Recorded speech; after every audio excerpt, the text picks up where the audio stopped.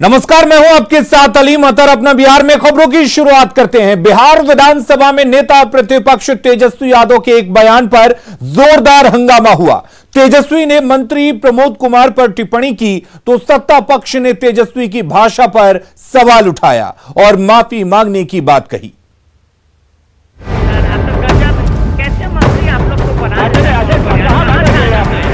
बिहार विधानसभा का माहौल तब गर्मा गया जब नेता प्रतिपक्ष तेजस्वी यादव ने मंत्री प्रमोद कुमार को लेकर अजीबोगरीब बयान दे डाला और कह दिया कि कैसे कैसे लोगों को मंत्री बना देते हैं। अरे यार, आप लोग गजब है, कैसे मंत्री आप लोग को बना देते चलिए कहाँ बात है चलिए जवाब आता नहीं। चलिए गृह विभाग बोलिए, गृह विभाग। तेजस्वी की टिप्पणी पर सत्ता पक्ष के नेताओं ने कड़ा ऐतराज जताया है। डिप्टी सीएम तारकिशोर प्रसाद ने कहा कि तेजस्वी यादव गलत परंपरा को जन्म दे रहे हैं। अध्यक्ष महोदय, ये गलत परंपरा शुरू कर रहे हैं नेता प्रतिपक्ष। चलिए, ये गलत परंपरा शुरू कर रहे हैं।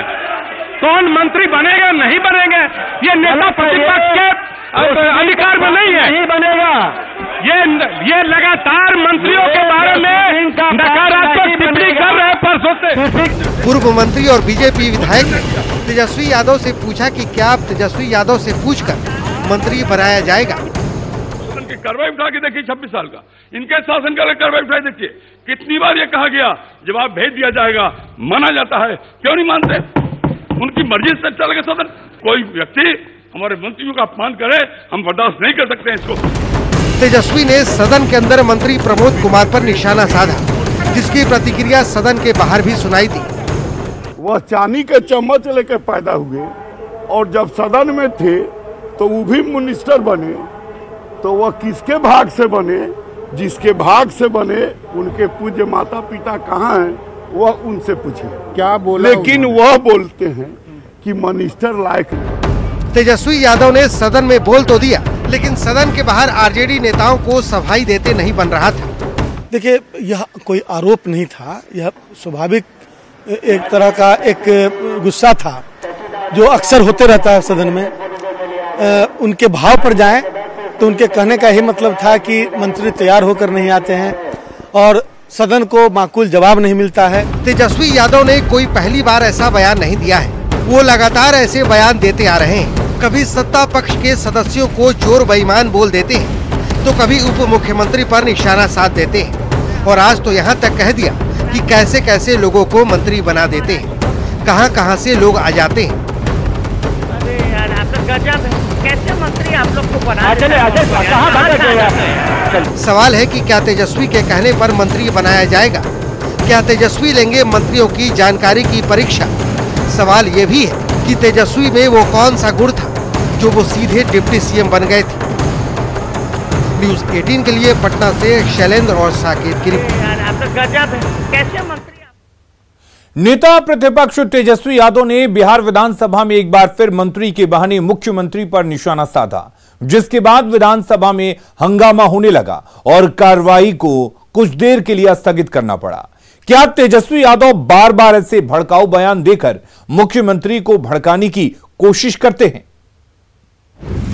नीतीश पर तेजस्वी का तीखा हमला। अरे यार, आप लोग गजब है, कैसे मंत्री आप लोग को बना देते चलिए कहाँ बात है चलिए जवाब आता नहीं। चलिए गृह विभाग बोलिए, गृह विभाग। तेजस्वी का भड़काऊ बयान। अपराधियों को बचा नहीं, अपराधी गुंडे लोग सत्ता में बैठे हैं। नीतीश से तेजस्वी को व्यक्तिगत खुन्नस। भीड़ मसला है, मुख्यमंत्री पे हत्या का मुकदमा चला, मुख्यमंत्री को जुर्माना देना पड़ा। क्या हमने गलत बोला है? ये तो फैक्ट है। बिहार विधानसभा में मंत्री प्रमोद कुमार के बहाने नेता प्रतिपक्ष तेजस्वी यादव ने सीएम नीतीश कुमार पर निशाना साधा और सदन में हंगामा होने लगा। अरे यार, आप लोग गजब है, कैसे मंत्री आप लोग को बना देते हैं। कहाँ बात है चलिए जवाब आता नहीं। चलिए गृह विभाग बोलिए, गृह विभाग। ये कोई पहला मामला नहीं है जब तेजस्वी यादव ने ऐसी बात कही हो। 27 नवंबर 2020 की तारीख तो बिहार को याद होगी जब तेजस्वी ने मुख्यमंत्री पर व्यक्तिगत विवादित टिप्पणी की। आपके तो एक बेटे हैं मुख्यमंत्री जी के एक बेटे हैं, और है कि नहीं है ये तो वही बताएंगे।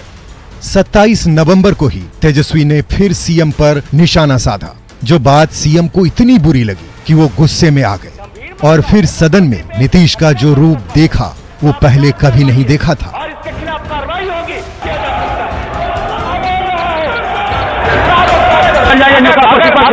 ऐसी बात है तो आप जांच करवाइए और इसके खिलाफ कार्रवाई होगी।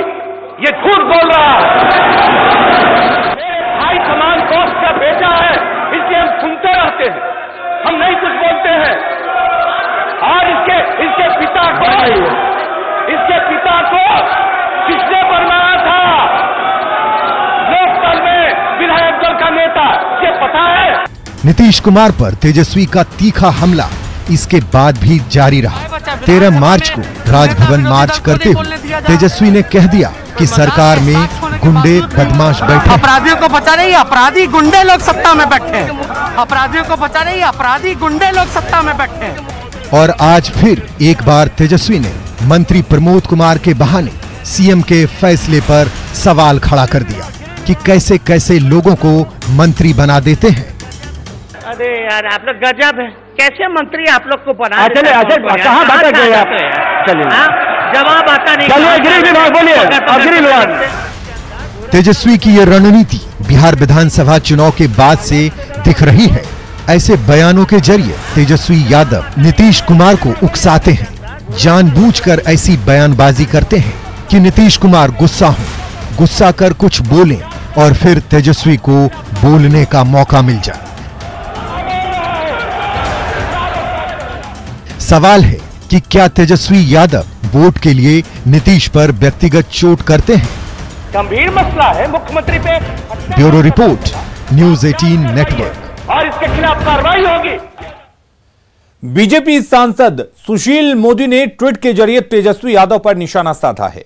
सुशील मोदी ने लिखा है कि तेजस्वी यादव को अपने पिता लालू प्रसाद से पूछना चाहिए कि उन्होंने कैसे कैसे मंत्री बनवाए थे।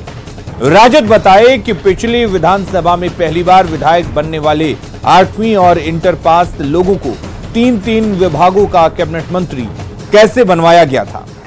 वे बताएं कि 1997 में उनकी पार्टी ने कई योग्य लोगों के रहते हुए एक ऐसी घरेलू महिला को मुख्यमंत्री क्यों बनवाया था जो अधिकारियों की हिंदी अंग्रेजी में लिखी फाइल को न पढ़ सकती थी न समझ सकती थी। तेजस्वी यादव को शीशे के घर में रहकर दूसरों के घरों पर पत्थरबाजी नहीं करनी चाहिए। सुशील मोदी ने ट्वीट कर यह बयान दिया है और तेजस्वी पर आरोप लगाए हैं, निशाना साधा है।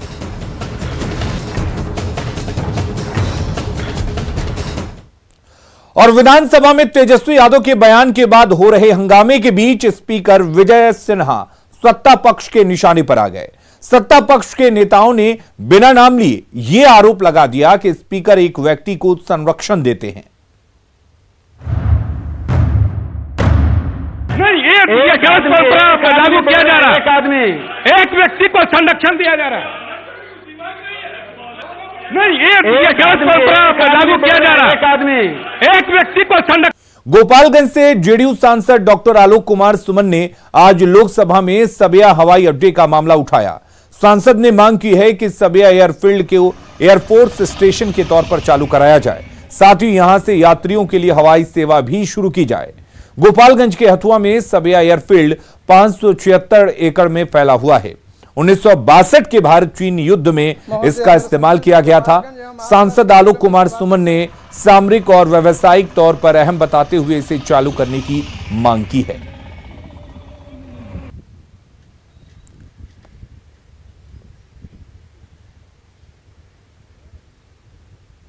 सबिया में एयरफील्ड से उड़ान सेवा शुरू करने से वहाँ की विकास की गति तेज होगी, रोजगार मिलेगा, पर्यटन को भी बढ़ावा मिलेगा।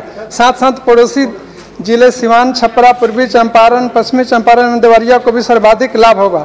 मेरे संसदीय क्षेत्र गोपालगंज में विदेशी मुद्रा का आगमन भी महोदया देश के कई जिलों से बेहतर है।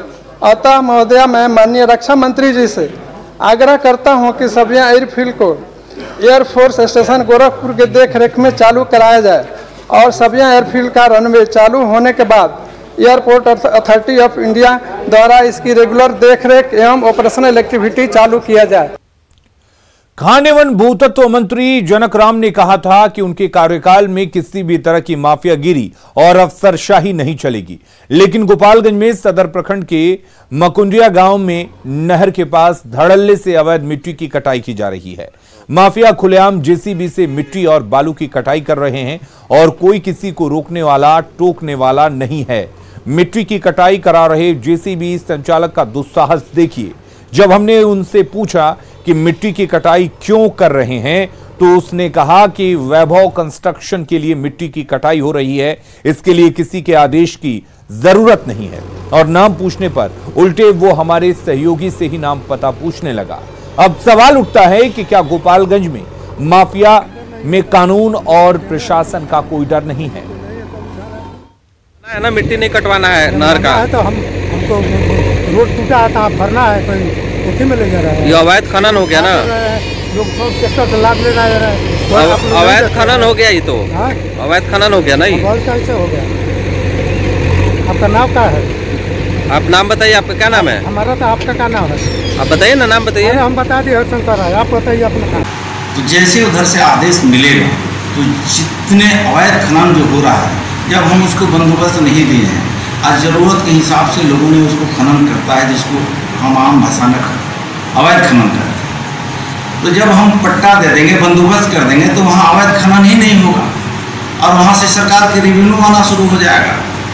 लेकिन कहीं ना कहीं परेशानियाँ हैं, उस परेशानी को यहाँ की समस्या है। पदाधिकारियों से हमारी बात हुई है, जहाँ तक अवैध खनन की बात है अब नहीं होगा। बिहार के ईशान किशन ने क्रिकेट के मैदान में बल्ले का ऐसा कमाल दिखाया कि देश भर के खेल प्रेमी उसके कायल हो उठे। तो माता और पिता से लेकर हर बिहारवासी ने जमकर जश्न मनाया।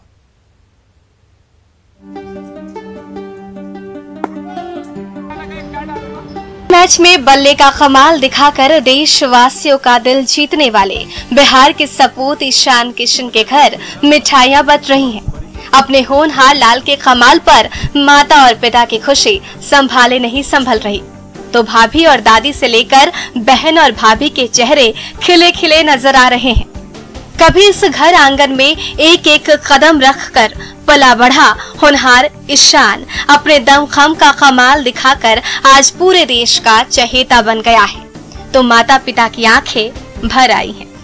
लोगों को तो बहुत बढ़िया लग रहा है, बहुत प्राउड फील हो रहा है कि जो सपना था कल साकार हो गया। हम लोग का सपना था कि वो इंडिया खेले, तो वो साकार हो गया और उसने काफ़ी अच्छा परफॉर्मेंस किया, इसलिए इस चीज़ की बहुत ज़्यादा खुशी। तो यही सोच रहे हैं कि ईशान मतलब मेरा बच्चा, मतलब मेरा बेटा, लेकिन वो तो आज हम बस ये सोचकर खुश हो रहे हैं कि वो तो अब भारत का बेटा हो गया। तो ये सोचकर बहुत नहीं बता सकते हैं कि कितनी खुशी हो रही है। इस घर के लाडले चीकू और देश की शान बन चुके ईशान ने डेब्यू मैच में ही अपने बल्ले से ऐसा कमाल दिखाया कि पूरी दुनिया उसकी कायल हो उठी है। हर तरफ उसके ही किस्से कहे और सुनाए जा रहे हैं। बिहार के छोटे से शहर नवादा से निकलकर अहमदाबाद के विशाल क्रिकेट ग्राउंड में चौके और छक्के जड़कर वाहवाही बटोरना आसान नहीं है, लेकिन अपने मजबूत हौसले और फौलाद से इरादों के बल पर बिहार के इस लाल ने ऐसा कमाल कर दिखाया कि हर तरफ उसकी ही जय जय हो रही है।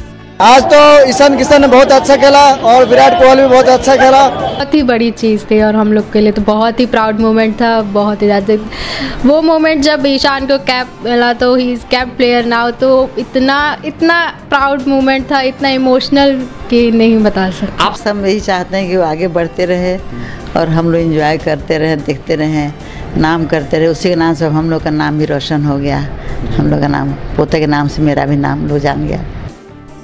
खेल और खिलाड़ियों की धरती बिहार से लंबे समय बाद ईशान के रूप में एक ऐसी क्रिकेट प्रतिभा उभरी है जिसने पहले ही मैच में अपने बल्ले का ऐसा करिश्मा दिखाया कि उसे भविष्य का धोनी कहा जाने लगा है। न्यूज़ 18 के लिए पटना से साकेत के साथ नवादा से अनिल विशाल की रिपोर्ट। टीम इंडिया में बिहार के ईशान किशन की शानदार पारी को लेकर पूरे बिहार के साथ साथ पूरा देश गर्व कर रहा है। ईशान किशन को बधाई देने वालों का तांता लगा हुआ है।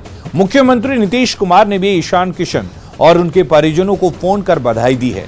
साथ ही जल संसाधन मंत्री संजय झा ने भी ईशान किशन के घर जाकर उनके परिजनों से मुलाकात कर उनके पिता को बधाई दी है। न्यूज 18 से बातचीत में संजय झा ने कहा कि ईशान किशन बिहार और देश का उभरता हुआ सितारा है और उसके प्रदर्शन ने सबको चौंका दिया है। संजय झा से बात की हमारे सहयोगी शैलेंद्र कुमार ने। बिहार सरकार के मंत्री संजय झा ने आज ईशान किशन के परिजनों से मुलाकात की है। उनके पिता को उन्होंने बधाई दी है। वो मिलने आए थे, क्या बात हुई? काफ़ी खुशी का माहौल है आज बिहार के लिए और खास करके उनके परिवार वालों के लिए। बिल्कुल बहुत खुशी का माहौल है। एक बिहार का आइकॉन, कल जो परफॉर्मेंस रहा है ज़बरदस्त, जो आगाज दिखाया ईशान किशन ने, मैंने बधाई दिया था। उनके पिताजी अभी मेरे घर भी आए थे यहाँ पर और बहुत प्रसन्नता की बात है बिहार के लिए। और मुख्यमंत्री जी ने भी फ़ोन पर उनसे बात की और उनको और उनके खास करके ईशान किशन को बधाई दी। बिहार और अपना बिहार के इस बुलेटिन में फिलहाल के लिए इतना ही। खबरें लगातार जारी हैं, बने रहिए हमारे साथ।